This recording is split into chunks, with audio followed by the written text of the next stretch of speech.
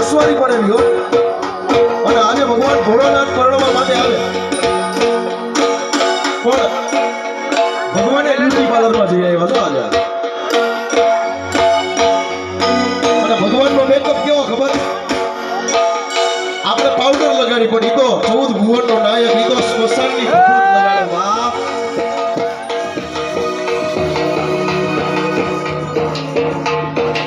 અને કદાચ આપણે માથાની અંદર વેણી નાખવી પડે પરંતુ એના માથાની અંદર સાક્ષાત ગંગા બિરાજે માં